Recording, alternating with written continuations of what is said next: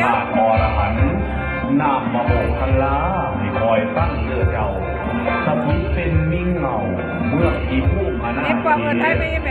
เกียรติเก่าเมืองบ้านอยู่กระเถิมเยี่ยมเสียวใจตั้งแปลงสารในเห็นภูให้เจ้าจงทิศออกมโนนอบคอยฟังเจ้าเอ้ย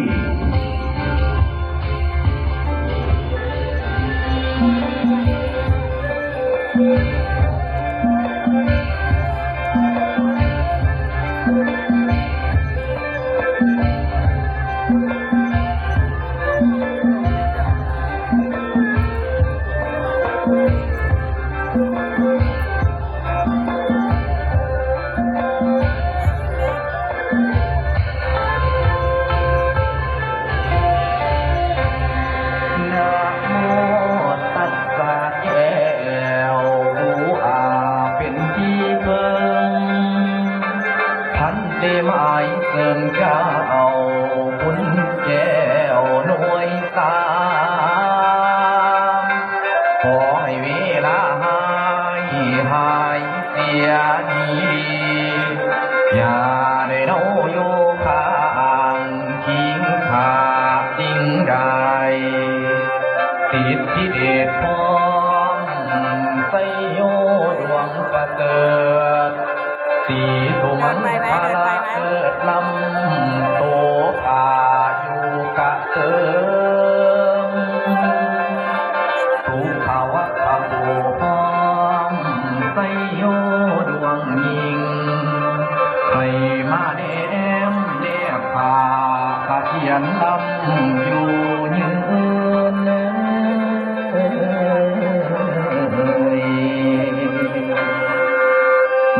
บัดนี้ใครกับแก้วแต่ก่อนปางหลังในสงสารโลกคือดังสะท้านฟังเดินสับปริตาเสื้อเมืองคนโลกลุงให้เอาใจยังไว้ผู้น้อยคอยฟังนันทร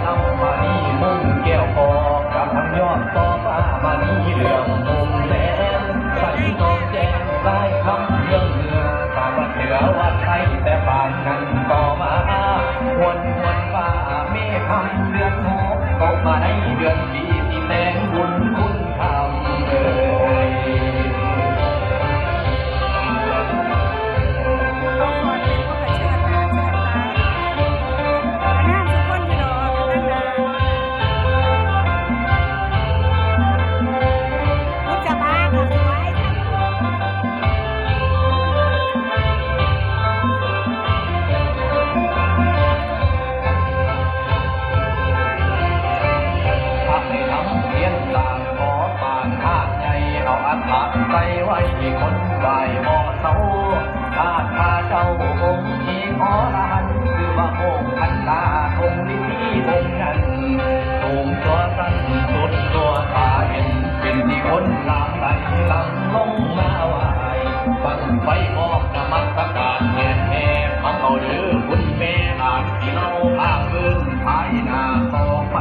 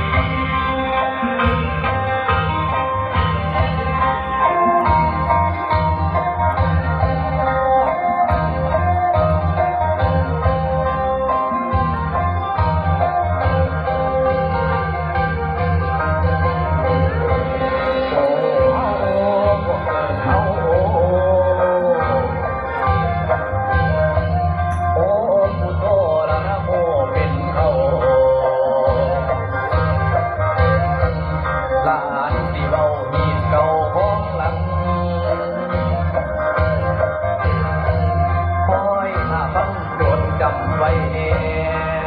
งทั้งพ่อแม่เฮาพาเห็นมาพาลัตนามุตาเอาเสียงจอมเจ้าเดือนหกเขาเอาบุญบังไฟโคงจิตใจเศร้าเมืองพันคา